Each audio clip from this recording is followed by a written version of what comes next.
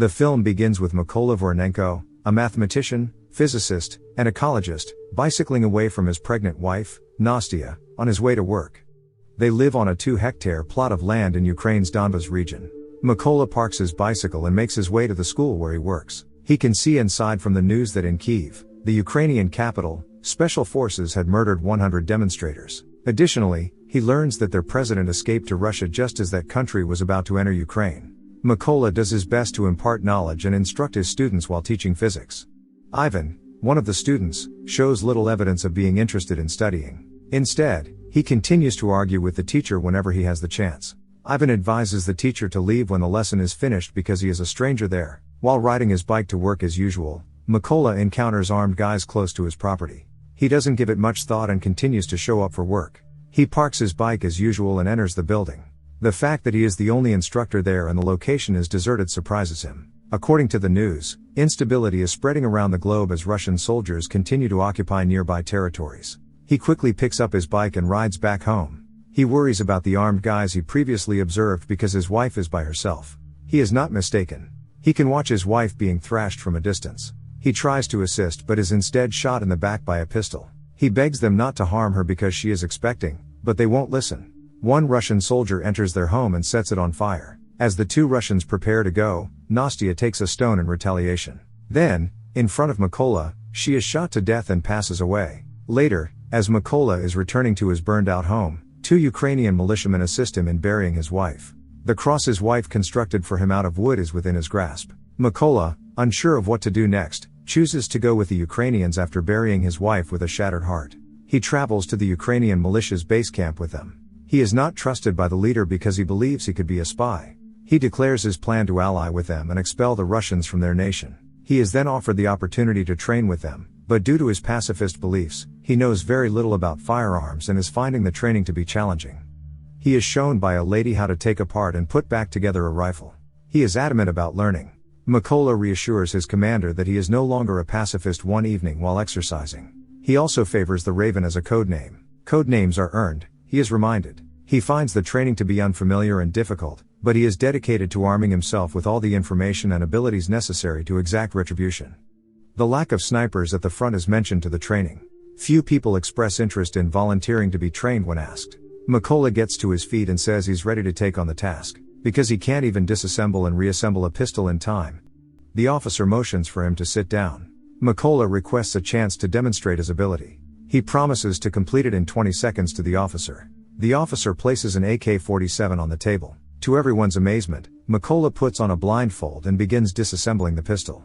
He then carefully reassembles the components. It just takes 18 seconds. This time, he receives cheers in place of laughing. Mykola has now acknowledged receiving sniper training. Mykola is taken aback when he receives a different pistol from the other students during training. He won't go because he thinks it's unfair that he can't have the same weapon. He insists on receiving the same semi-automatic designated marksman weapon, the SVD-63, as the other trainees do. The people in control do not agree with this. Mykola is forced to accept what he has and make the most of it. The students are instructed to stay invisible at all times. The trainer will shoot at them from a distance of a few inches as part of the test. They will fail if they respond. Most people don't pass the test. Despite the deafening loudness and the danger associated with this training, Mykola does not flinch. Another is to cover their scope once they've sighted the target. Mykola misses. Mykola does not exploit the fact that he does not have the greatest weapon as an excuse, even though he is aware of it. Mykola impresses the lieutenant colonel when the training emphasizes calculation since he is able to compute the solution before his other students can. It helps that he is a mathematician. Mykola succeeds in the sniper course.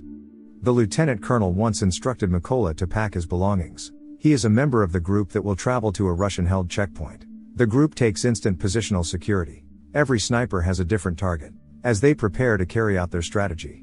Towards the checkpoint, an automobile is moving. They are prevented from firing by the lieutenant colonel.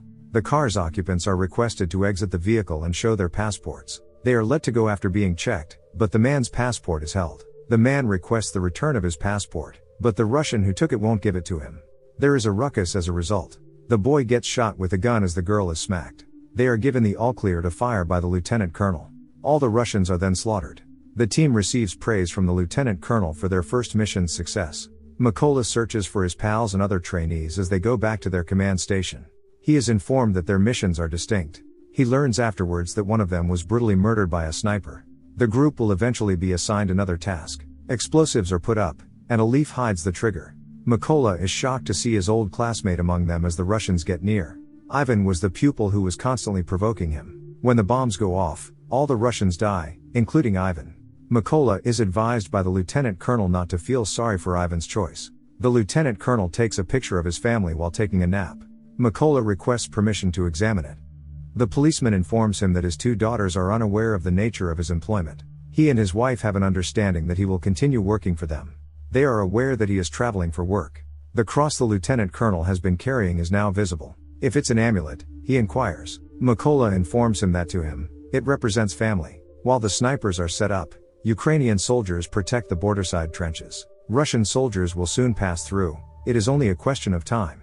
The Russians are getting ready to assault the area in the meanwhile. From his scope, Mykola can see the man who killed his wife. He approaches the lieutenant colonel and requests authorization to fire. He is instructed to withdraw. Mykola makes a great shot and once more requests permission. At this moment, he is too ready to take the risk. Although the request is denied, Mykola cannot afford to pass up this chance. The Russian is shot in the neck as he pulls the trigger. The Russian loses his life. The officer feels miffed that his request was disregarded. Unbeknownst to them, Sari, a Russian expert sniper, is also in a position to locate their whereabouts. Sari is spotted by the lieutenant colonel. Mykola is informed of the sniper's location, but the Russian is unable to respond in time. Later, the policeman is slain. Now that their location is exposed, Mykola is aware of it. As he faces the Russian assault, he places the deceased officer's body on his back. He locates a ditch and seals it off for protection. He is able to escape unharmed, but the cop is less fortunate. He feels a great deal of remorse for killing the officer who always had faith in him and had given him the opportunity to serve. He was instructed not to go for the kill, but his emotions got the better of him and he did. Finding the sniper responsible for his death is the only way to get revenge. Mykola travels alone on a mission. He can take out 2 snipers once he spots them, but not before getting shot in the arm. Mykola gets a call from the brigadier general while he is sleeping and tells him about the Russian sniper, but he is unable to divulge any further information at this time. Once they meet, he wants to tell Mykola everything. Mykola prepares his supplies and moves toward the destination. He has the chance to learn more about the Russian sniper at this time. The brigadier general briefs his soldiers on the abilities of the Russian sniper. 5 of their snipers and 3 machine gunners had already been taken down by him. He is an opponent to be taken seriously. They know from the kills he made where his favored position is. He stays in the same place. The officer is against the notion of a Ukrainian soldier filling the area with explosives. He listens to Mykola, who is from the region, explain why they can't just do that. Mykola warns that employing explosives to kill the sniper might have negative effects on the ecology because the area where he is hiding has chlorine storage. The assignments for each sharpshooter are then presented. The officer makes it plain that he wants Mykola to scale the building and shoot the Russian sniper once the secondary targets are taken care of. They are then let go. All snipers are ready to fire their weapons. Mykola crawls into the target location and declares that he is finally in place. He is able to sneak up behind 2 Russians and kills them both right away. The individual that visited him at his home was one of the 2. The other snipers lock onto their targets and await the command to fire. After counting down to fire at the same precise moment, they succeed in eliminating their targets. Sari finds that his lookouts are no longer returning reports. He gets up from his desk to see what's happening outdoors. There seems to be a problem with their communication, so another Russian sniper leaves his station to investigate. They are unaware that Mykola is approaching and waiting for the ideal opportunity to fire and murder them both. One of the snipers outside is examined by Sari. It looks like the sniper is still in place. When he learns that the sniper has been killed, he is shocked. He makes a backup request. He is instructed to wait for the crew to show up for 10 minutes. Sari returns to his position and focuses his attention once more on his scope. He observes a wooden crucifix that is close by. Mykola then leaps onto his back and stabs him in the neck before he has a chance to respond. The other sniper returns to his position as well. When he does, a grenade explodes, killing him as well. The backup that Sari was hoping for is now present as the film comes to a close. Sari receives a radio communication from a Russian officer. When Mykola receives the phone, he informs the caller that they would be held accountable for what they did in Crimea, another region that the Russians seized. Then Mykola shoots him. Russian soldiers emerge off the trucks, but the Ukrainian snipers, who are strategically placed to kill everyone, are no match for them. Mykola returns to his home and pays a visit to his wife's grave when the smoke has cleared. His purpose to exact revenge for her passing has been fulfilled, But the work is not yet over. The moiv end here. Thank for watching my video. Please, like and subscribe for more.